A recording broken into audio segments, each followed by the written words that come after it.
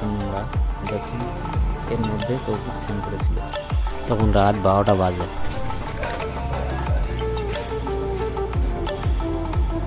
কাদা উঠেছে,